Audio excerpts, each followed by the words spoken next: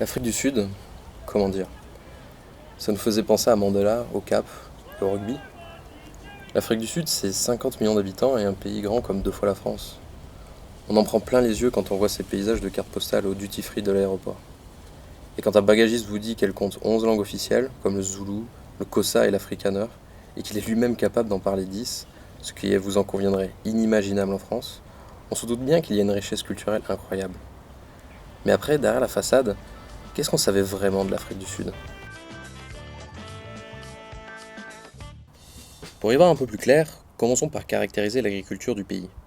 Pour schématiser, l'Afrique du Sud est composée de différents grands types d'agriculture. Si vous allez au nord-ouest, par exemple, dans les régions tropicales du Mpumalanga et du Limpopo, vous y trouverez de grandes variétés de cultures légumières et fruitières.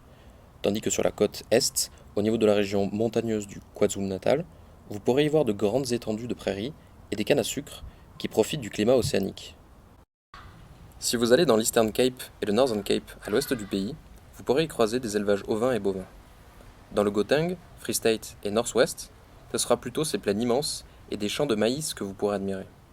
Enfin, si vous êtes à l'extrême sud du pays, au niveau du Cap, profitez-en pour vous balader sous le soleil d'un climat méditerranéen dans les vignobles et les vergers d'agrumes. La première chose qui nous a frappé en arrivant en Afrique du Sud, c'est que la fin de l'apartheid datant de 92 n'était pas si loin. Elle est présente dans la conscience collective. C'est assez simple à voir finalement. En se baladant au hasard dans les rues des grandes villes, on se retrouve souvent soit être au milieu de blancs, soit être les seuls blancs de la rue. Cette politique de séparation des peuples a marqué profondément l'agriculture sud-africaine. Ce qui s'est passé, c'est que l'on a confisqué de nombreuses terres agricoles aux Noirs durant les lois foncières de 1913 et 1936. Ce n'était pas vraiment parce qu'ils n'arrivaient pas à en tirer parti.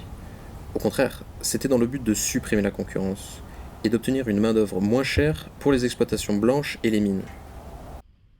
Les seules fermes noires qui ont survécu à cette politique furent celles dans les Homelands, mais ça ne représente finalement que 13% de la surface du pays.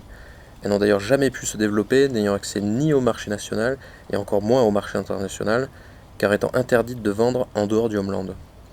En un mot, ce fut un pillage des terres agricoles et un oubli presque total des savoirs traditionnels et centenaires des fermiers noirs.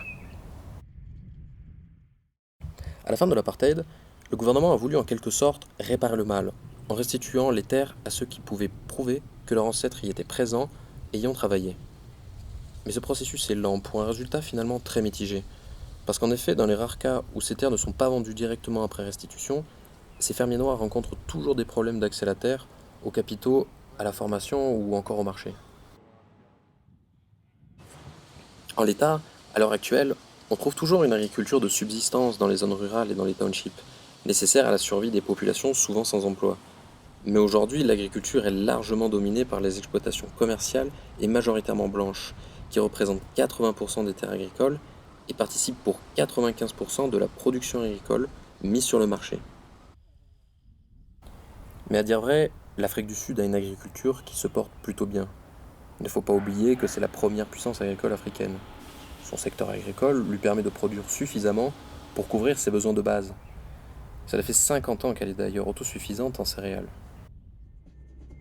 L'Afrique du Sud profite pleinement de la hausse de la demande alimentaire sur le continent africain grâce à la hausse du niveau de vie et de l'urbanisation. Elle possède ainsi de nombreux atouts structurels, d'un accès au marché international favorable et d'une production avec de bons rendements. Sa sphère d'influence est bien là et elle est souvent vue comme un exemple de réussite sur le continent.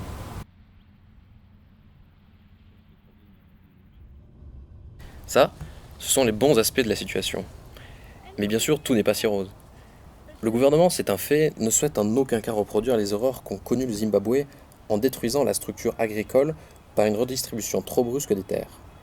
Mais on a observé un vent de mécontentement des fermiers les moins favorisés envers le gouvernement, car de nombreuses voix réclament des politiques d'aide agricole mieux conçues. Ils doivent ainsi innover dans leur politique agricole pour continuer cette redistribution, tout en évitant les abus existants et des mesures peu réfléchies. On nous a fait part d'un exemple, où le gouvernement a mis à disposition des tracteurs aux fermiers qui ne pouvaient finalement pas les faire fonctionner, faute d'avoir suffisamment d'essence pour les alimenter. Le pays doit de plus faire face à une sécheresse terrible, qui dure déjà depuis 2 ans. Celle-ci a fait chuter de moitié la production de maïs blanc, nourriture de base pour 70% de la population. Elle doit aujourd'hui importer alors qu'elle était depuis longue date exportatrice nette pour cette culture. Pour ce que nous avons pu en voir, malgré son passé chargé de déchirures, le pays tente tant bien que mal d'évoluer vers plus d'équité et de respect entre les peuples. L'agriculture a été et est toujours très représentative de cette histoire. Finalement, comme l'a dit Mandela, la fin de l'apartheid ne signera pas la fin du combat.